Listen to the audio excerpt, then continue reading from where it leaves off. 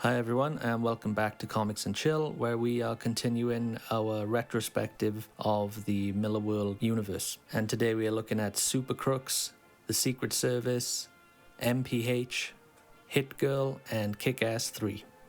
So let's dive straight in. So first up we have Super Crooks, which is Millar returning to work with Lionel Francis Yu after their collaboration on Superior. And this book, in a nutshell, is basically Ocean's 11 with superheroes and supervillains. The story begins with a bunch of supervillains constantly getting their asses kicked by superheroes, and they can't get away with anything. And so after spending some time in prison, they decide to hop skip over to Tenerife, one of the Canary Islands, where they're going to pull a big job there. And what instigates them needing to do this gig is that one of the older supervillains, who has a major gambling problem, is in a huge amount of debt with some very dangerous people. And so he reaches out to his former supervillain crew to see if they will help him pull off one big heist so that he doesn't get whacked. And this series has a strong start. I actually really enjoyed the first issue. It had brilliant pacing, and on paper I think the concept sounds great. An Ocean's 11 type heist story featuring supervillains and superheroes, but unfortunately this series did fall quite short for me. The opening issue is fantastic, but this miniseries is just 4 issues long, and it doesn't dig into any great depth on the characters. It all kind of remains surface level, and a lot of the dialogue is just characters revealing plot. And it got to a point where I was reading all of the dialogue, and it could have been spoken by the same person. There wasn't a lot to differentiate who was speaking. And with the miniseries being so short, it really didn't take advantage of the heist genre tropes that it could have. And so ultimately, I found this series to be quite forgettable. I read through this thing just last week, and I'm having trouble recalling a lot of the details of it. It was just it was quite enjoyable in the moment, but then it just sort of didn't stick with me. However, the art really did stick with me, with Lionel Francis Yu really delivering some fantastic and diverse looking visuals. That I think that the story being set in Tenerife was a great call. It's a popular tourist destination for Brits, and I feel like you don't really see that kind of locale in a comic too often. And Lionel's always doing a great job, but with this, a lot of the way he was handling the locations, sometimes using sort of like a fisheye lens on certain establishing shots. And his inking and colouring team, Jerry Alanguilan, I'm sorry if I'm butchering that name, and I know he passed quite recently, which is really sad. And his colourist Sonny Go, they didn't miss a beat on this. And this is the team from Superior, but especially in the colours for this, there was definitely more of a sort of Euro-Filipino comic type colour style. Whereas in Superior, the colours were more sort of typical of the superhero genre, quite solid and quite bold. In this, there's more of a wash to them, almost watercolory, or maybe Copic markers were being used. And I really liked how Sonny was using these white highlights in his lighting. The other thing I will say is I noticed in the credits another name in the writing department, which is Nacho Vigalondo. And I did recognize that name, and it turns out he wrote and directed a movie called Colossal, starring Anne Hathaway, which is a great movie. But I thought it was interesting to see a co-plotter on a Mark Millar book. And then you find out the guy's a director, and I feel like this is definitely the era where I fell off reading Millar books. If you're teaming with directors to help you write your comic books to be turned into movies, there was just something about it at the time that rubbed me the wrong way, and I think it did result in one of Millar's weaker outputs. And next up we have The Secret Service, which has Millar teaming up with the legendary Dave Gibbons. I think this book was later rebranded to be called The Kingsman, which is what the movie was called. Another thing I should add about The Secret Service is the guy that went on to direct the movie, Matthew Vaughn, is actually listed as a co-plotter. So a big part of the marketing for this comic was that in 1987, when Millar was about 16, he actually wrote a letter to Dave Gibbons during his time on Watchmen, pitching him a Shazam story that he thought the two should work on at DC Comics. And it's quite cute, it's quite funny. And Gibbons actually, even though he doesn't remember receiving the letter, he did write back to Mark, giving him some tips and pointers on how and where to pitch this story. But that anecdote was used big time in promoting the Secret Service comic series as two legends who had actually kind of crossed paths in the past and now finally getting together and working on this book. And the book was originally a pitch by Millar to Marvel Comics for a Nick Fury miniseries, where Nick Fury would take a young hoodlum under his wing and train him to become a super spy. in the sort of style of a Steranko comic. But then this pitch was repurposed to be a Millarworld book. Like a lot of other Millarworld books, they were once pitches for Marvel or DC that have been repurposed. And so the series resulted in Millar and Gibbons' sort of tribute to the spy genre and James Bond, with the story focusing on a young troubled kid in a bad neighborhood, and his mum and family around him, his immediate family, don't really care for him too much. But then it turns out he has an uncle that is essentially James Bond, and when he pays him a visit, he realizes the situation that this kid's in is not going to get any better for him. He decides to take him under his wing and train him to become a spy. And in terms of story, I feel that this comic actually suffers in the reverse way that Super Crooks does, where it's a 6-issue miniseries, and the first 5 issues are spent you're getting to know the character, you're seeing his training, you're seeing the relationship dynamics between him and his uncle and his mother and these other sort of more upper class kids that are being trained to be spies. It spends an awful lot of time on that. And in the background, you're seeing a little bit of the main villain's plan, his plot, what he's up to. But then the 6th and final issue, most of the action and the main villain's plan is revealed and dealt with and taken care of and overcome just in that final issue. So it's a bit of a rush job with the pacing seeming a little uneven. And in terms of the art, even though Gibbons is a legend, you know, obviously everyone loves Watchmen. I like Watchmen. I love his Superman story with Alan Moore. I like Martha Washington that he did with Frank Miller and his Green Lantern issues. But this series, to be honest with you, I found the art to be kind of a little plain. After issue 1, he stops inking himself. He's actually inked by Andy Lanning. And the digital colors at times actually make things look a little fluffy. Like the storytelling and the framing and everything is great. It has this kind of classic comic look to it. Then with this inker and colorist, especially, you know, the colorist using some airbrushy type techniques at times and a lot of gradients and things like that, it doesn't gel quite so well. And this could be my bias. Being from the UK, I've never actually been drawn to a lot of stories from the UK. I always like the escapism of watching American entertainment or Japanese entertainment. You know, it's very grey and dreary in the UK a lot of the time, so I was just, you know, you want to get away from that. And I think stories that come from the UK, unless they're sort of fantasy, anything that's kind of like contemporary action, it's just not my cup of tea. So that could be my bias on this, but just the story having this kind of like really slow pacing until the very end, combined with this sort of plain art, it really was a bit of a chore to get through. And I've actually seen the movie for this, and it's one of those rare occasions where I think the movie did it better. Now, I would have liked to have had this video out sooner, and there's a few reasons why it was not, but one reason is that I've been working really, really hard on my next create-your-own self-published comic, which is called Choo.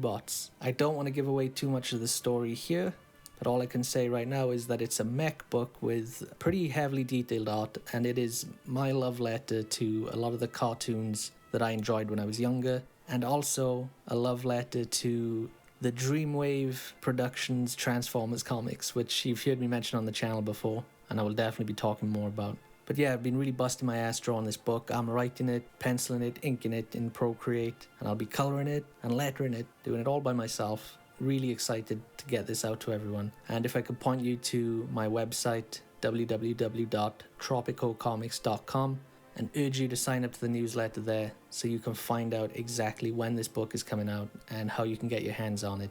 And also, whilst you're at tropicocomics.com, why not pick up yourself a copy of Gift the Clown issue 1 whilst you're there? A flat-out 80s, 90s action movie in comic book form with, again, hyper-detailed artwork by the one and only Joe Yeaman. And there's a link to the trailer for the book and where you can buy it in the description below. Anyway, back to reviewing these Millarworld books, and this next one you're going to love. Next up, we have MPH, and I won't hide it, this was my absolute favourite of this batch of Millarworld comics, and I definitely put it up there as one of my favourite of everything that I've read so far of the Millarworld books. It's Millar teaming up with British artist Duncan Fegredo, and it's about a bunch of low-level criminal types who are, they're not all that bad, but they're not, you know, they're not great people either, but they're trying to make a better life for themselves. One of them ends up going to prison, and whilst in prison, he finds out he's going to be there for a lot longer than he thought, so he starts doing drugs to cope. And the guy that's bringing these drugs in, who knows where he's getting them from, but he gives him a bottle of pills. It says MPH on them. Origin unknown of these pills, but when he takes them, he has super speed, and everything around him slows down to practically being completely still. And so he's able to escape prison, reunite with his friends, who he also gives the pills to, and they start using these super speed powers to make better lives for themselves. But along the way, they start trying to help other people too. So there's a sort of Robin Hood element to this. And the reason this is one of my favorites is just because I think it is one of Millar's better crafted stories. It just seems like it has a lot more, like the pacing is perfect, it has a lot more thought into it, the dynamics between all the characters is really engaging. And Duncan Fegredo's artwork on it is fantastic. He's a great visual storyteller. There's not a boring panel in this book. Everyone is, it's a book about super speed, but like even when people are just standing still talking, there's such a liveliness and an energy to his drawing that I really loved. And I don't want to spoil the story too much for you. Definitely pick this one up. It's also weird that I feel like this is one of the lesser talked about Millarworld books. But the beginning of this story definitely ties into the rebirth of superheroes in a post-superhero apocalypse world that we saw in the series Wanted. And I think technically this story features the first superpowered being to appear since the Fraternity in Wanted wiped out all the superheroes. So you're definitely going to want to pick this up as it ties in that way, and I'm excited to see these characters hopefully return in big game. I think they are. It would be a real shame if they didn't. But yeah, definitely go pick this one up. I read a bit of an interview with Duncan Fegredo which confirmed my suspicion that this is actually the pitch that was originally intended for Ashley Wood to draw during that first batch of Millarworld books. Back then it was titled Run. And whilst reading this great interview with Duncan Fegredo on the Comics Journal, I didn't know a lot of his work too much before this other than what he'd done on Hellboy, and I think I'd read some of his Jay and Silent Bob comics, but he basically said that Millar kind of approached him out of the blue to do this, and the reason he took it on was because he wanted to do some work that he had ownership over, and he did really like the idea too. He drew this book digitally. I think it's the first time he's done that, hoping that it would speed up his process, and you can kind of make it out here and there, because when you're drawing digitally you can zoom in almost infinitely, and noodle in these little details, and when you zoom out it's kind of, you can tell that it's been drawn really closely zoomed in when compared to some of the foreground elements. But the reason he did that was to try and be faster. He said it didn't make him any faster, actually he just drew at the same sort of speed because it allowed him to noodle in more detail here and there, and his lines are very crisp. But he actually said that he regretted working digitally because of how crisp it looked later on. And whilst he was drawing the final issue, he practically went blind in one eye from a cataract. So he did say were he not drawing this digitally, he might not have actually been able to finish the book. So by being able to zoom in, it did allow him to see the book through. And he's had quite a long career with a lot of ups and downs, but he said that the sale of Millarworld to Netflix and the success of that, his share of that money has actually allowed him to take quite a bit of time off and chill out for a while, which I was really happy to read about. It's not too often that you see in a comic artist actually get that opportunity to sort of sit back and enjoy like a big chunk of money they made off of a success of one of their comics, so good for him. Okay, so last up, I'm going to bundle these two together. We have the Hit Girl miniseries and Kick-Ass 3. Now, I hate to be a downer in this video. It's part of the reason it's taken me such a long time to make this. It's because I was just not excited about most of the books in this batch of Millarworld titles. But these two series, much like Super Crooks and The Secret Service, I found to be just kind of forgettable. It's the same creative team that was on Kick-Ass 1 and Kick-Ass 2. Mark Millar, John Romita Jr., Tom Palmer on inks, and Dean White on colours.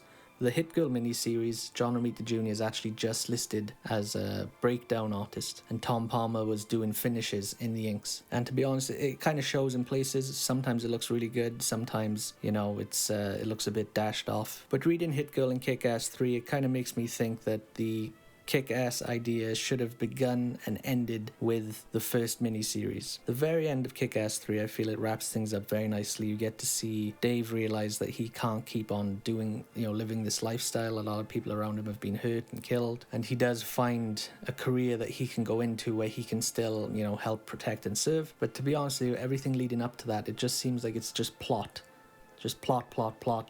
and there's not a lot of interesting character development. There's hell of a lot of violence and just sort of over the top shock factor type stuff, which is present in the first miniseries, but the first miniseries just had so much heart, whereas the second miniseries, they try to bring in the team, the superhero team, like a street level Avengers type thing to it, which didn't really gel with me. These two miniseries are more about trying to take out the mob for good.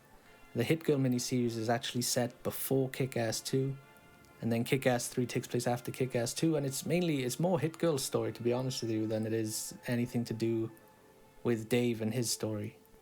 Like, there's a few parts I enjoyed. Like I mentioned, the ending was wrapped up quite nicely. There's some scenes where Hit Girl is in prison, which I thought was pretty funny, as ridiculous as it is. But Kick-Ass 2, Hit Girl, and Kick-Ass 3, I definitely feel could have been mushed into just one miniseries, one really strong miniseries, and covered the same sort of ground story-wise. One thing I will add, at the very end, there's a scene where Dave is talking about how he has to give up being a superhero, how crazy and dangerous everything's getting. He references events that have happened in Nemesis, the Secret Service. You actually see him help the little kid from Superior in his wheelchair exit the cinema, and then you can see in the cinema posters for movies of Jupiter's Legacy and Super Crooks. And with Jupiter's Legacy and Super Crooks existing just as movies and comics and video games and just overall entertainment within the Millarworld universe, I think I remember in the miniseries Wanted, the character, the professor, says after they defeated all of the superheroes, they reduced them to that, just entertainment in the memories of civilians, which is, an extra insult to the defeat of the superheroes. And I remember years ago when I read Jupiter's Legacy, and it has been a while since I read it, but I wondered about that scene in Wanted, and they've released some promo art for it too for Big Game. That cape that the professor has hanging up as a trophy, like that has to belong to the real Utopian. I don't know if that's been confirmed anywhere, but that was always my theory. And it will be interesting to see that story point touched on in Big Game. Yeah, that's a brief, my opinions on Hit Girl and Kick-Ass 3. I mean, I just didn't enjoy them that much. I'm sorry. Making this video has taken me a while because I'm reading all these Millarworld books in release order, and the way that my brain works, it just doesn't allow me to skip ahead or jump past them or anything like that. I thought about skipping these and just not reviewing them. I don't like talking negatively about these things. The people work very hard on them, but none of these books landed with me, and I think this might just be the time where maybe Millar's head was just more in let's get these comics made into movies rather than let's make these comics really good comics. So in summary, Super Crooks, pick it up only for the art. The Secret Service, MPH, definitely get it, read it, love it, it's fantastic, it's really, really good.